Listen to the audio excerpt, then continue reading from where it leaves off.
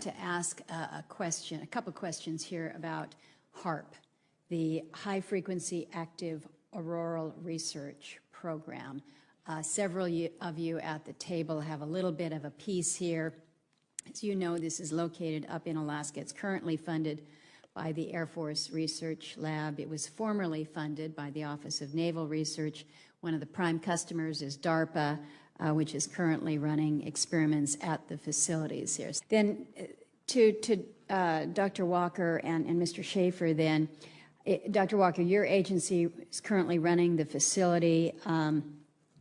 I've mentioned that it's our understanding through the president of UAF that the plans are to move forward and demolish the facility this summer. So the question to you is that accurate? Can you explain why? And then perhaps to both you and Mr. Schaefer, is there any benefit in exploring a potential relationship with the University of Alaska to perhaps take over the HAARP?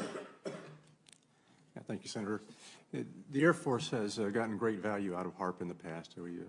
We took over from the Navy and managed it and actually did a number of experiment campaigns up there and have finished our work that we're interested in doing up there. We've moving on to other ways of managing the ionosphere, which the HAARP was really designed to do, was to inject energy into the ionosphere to be able to actually control it. And but that work has been completed. Mr. Yes. Fletcher, another question in an interview with the Los Angeles Times on April 21st, you said that you told the Associated Press that the American government has created weather tampering techniques so that the New World Order will be able to starve millions of Americans and to control the rest. Would you explain what you were trying to say? Well, what I was trying to say is exactly what I said. There is weather control techniques. We have a complete package on that, which I did not bring, but I certainly will see to it that it is brought in for the record. Number one, the entire patents on the equipment. Number two, Senator Claiborne Pell's complete statement and story of his own that not only does it exist, but that we even utilized it as far back as the Vietnam War. You might want to touch base with Senator Pell. I just want to repeat before I turn to questions. So yes, but we do have all that information. You're saying the government has created weather tampering techniques so that the, quote, New World Order will be able to starve millions of Americans. Worldwide.